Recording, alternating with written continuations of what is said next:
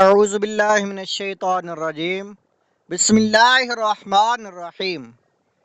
وفات رسول کا صدمہ۔ حضور اقدس صلی اللہ تعالی علیہ وآلہ وسلم کی وفات سے حضرات صحابہ کرام اور اہل بیت اعظام رضی اللہ تعالی عنہم کو کتنا بڑا صدمہ پہنچا اور اہل مدینہ کا کیا حال ہوگا، اس کی تصویر کشی کے لیے ہزاروں صفحات بھی متحمل نہیں ہو سکتے۔ وہ شمع نبوت کے پروانے جو چند دنوں تک جمال نبوت کا دیدار نہ کرتے تو ان کے دل بے قرار اور ان کی آنکھیں اشک بار ہو جاتی تھیں۔ ظاہر ہے کہ ان عاشقان رسول پر جان عالم صلی اللہ تعالی علیہ وآلہ وسلم کے دائمی فراق کا کتنا روح فرساں اور کس قدر جانکاہ صدمہ عظیم ہوا ہوگا۔ جلیل القدر صحابہ کرام رضی اللہ تعالی عنہم بلا مبالغہ ہوش و حواس کھو بیٹھے، ان کی عقلیں گم ہو گئیں، آوازیں بند ہو گئیں اور وہ اس قدر مخبوط الحواس ہو گئے کہ ان کے لیے یہ سوچنا بھی مشکل ہو گیا کہ کیا کہیں اور کیا کریں۔ حضرت عثمان غنی رضی اللہ تعالی عنہ آپ پر ایسا سکتہ طاری ہو گیا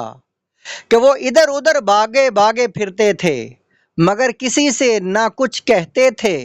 نہ کسی کی کچھ سنتے تھے۔ حضرت علی رضی اللہ تعالی عنہ رنج و ملال میں نڈال ہو کر اس طرح بیٹھ رہے کہ ان میں اٹھنے بیٹھنے اور چلنے پھرنے کی سکت ہی نہ رہی۔ حضرت عبداللہ بن انیس رضی اللہ تعالیٰ عنہ کے قلب پر ایسا دھچکا لگا کہ وہ اس صدمہ کو برداشت نہ کر سکے اور ان کا ہارٹ فیل ہو گیا۔ حضرت عمر رضی اللہ تعالیٰ عنہ اس قدر ہوش و حواس کھو بیٹھے کہ انہوں نے تلوار کھینچ لی اور ننگی تلوار لے کر مدینہ کی گلیوں میں ادھر ادھر آتے جاتے تھے اور یہ کہتے پھرتے تھے کہ اگر کسی نے یہ کہا کہ رسول اللہ صلی اللہ تعالی علیہ وآلہ وسلم کی وفات ہو گئی تو میں اس تلوار سے اس کی گردن اڑا دوں گا۔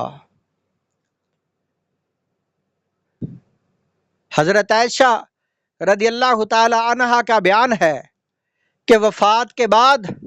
حضرت عمر و حضرت مغیرہ بن شعبہ رضی اللہ تعالیٰ عنہ،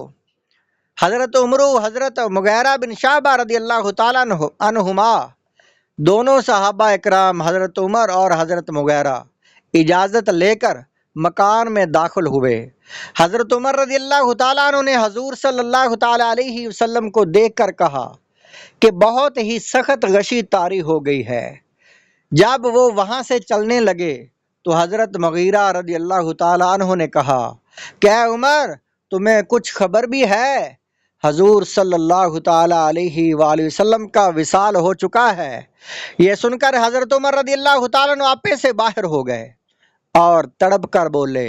کہ اے مغیرہ، تم جھوٹے ہو۔ حضور صلی اللہ تعالیٰ علیہ وآلہ وسلم کا اس وقت تک انتقال نہیں ہو سکتا جب تک دنیا سے ایک ایک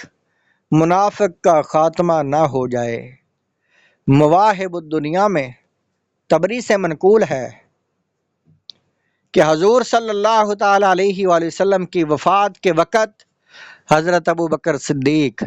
رضی اللہ تعالی عنہ سوخ میں تھے، جو مسجد نبوی سے 1 میل کے فاصلہ پر ہے۔ ان کی بیوی حضرت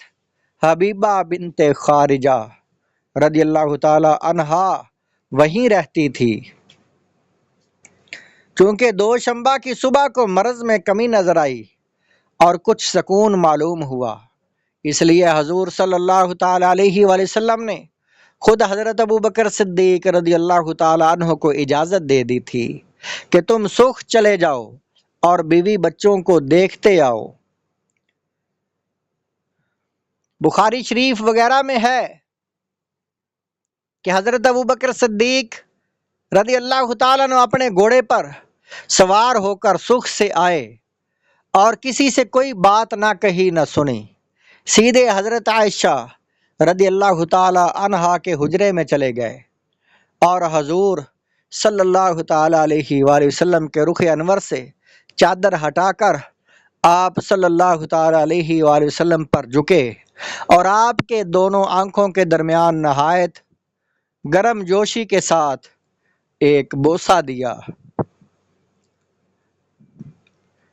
اور کہا کہ آپ اپنی حیات اور وفات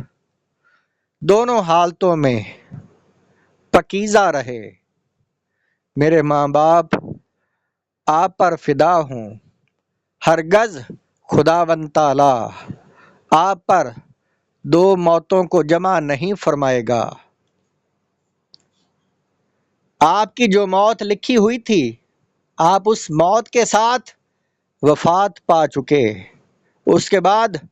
حضرت ابوبکر صدیق رضی اللہ تعالیٰ عنہ مسجد میں تشریف لائے تو اس وقت حضرت عمر رضی اللہ تعالیٰ عنہ لوگوں کے سامنے تقریر کر رہے تھے۔ آپ رضی اللہ تعالیٰ عنہ نے فرمایا، اے عمر بیٹھ جاؤ۔ حضرت عمر رضی اللہ تعالیٰ عنہ نے بیٹھنے سے انکار کر دیا تو حضرت ابوبکر صدیق رضی اللہ تعالیٰ عنہ نے انہیں چھوڑ دیا اور خود لوگوں کو متوجہ کرنے کے لیے خطبہ دینا شروع کر دیا اور فرمایا، اما بعد، جو شخص تم میں سے محمد صلی اللہ تعالی علیہ وآلہ وسلم کی عبادت کرتا تھا وہ جان لے کہ محمد صلی اللہ علیہ وسلم کا وصال ہو چکا ہے،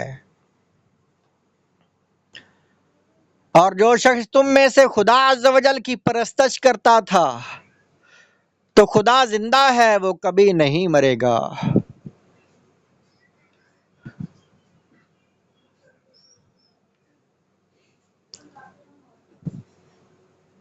سبحان اللہ۔ پھر اس کے بعد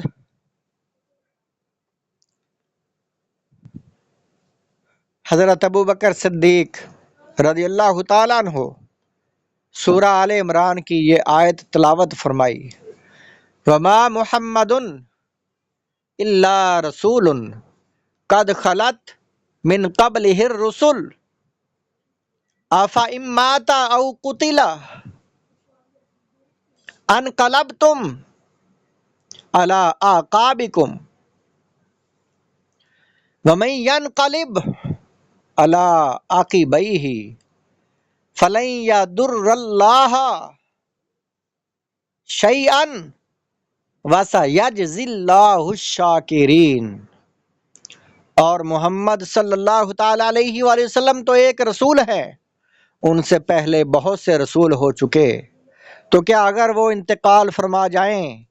یا شہید ہو جائیں تو تم الٹے پاؤں پھر جاؤ گے؟ اور جو الٹے پاؤں پھرے گا اللہ کا کچھ نقصان نہ کرے گا، اور ان قریب اللہ شکر ادا کرنے والوں کو ثواب دے گا۔ حضرت عبداللہ بن عباس رضی اللہ تعالیٰ عنہ آپ فرماتے ہیں، حضرت ابوبکر صدیق رضی اللہ تعالیٰ عنہ نے یہ آیت تلاوت کی تو معلوم ہوتا تھا گویا کوئی اس آیت کو جانتا ہی نہ تھا۔ ان سے سن کر ہر شخص اسی آیت کو پڑھنے لگا۔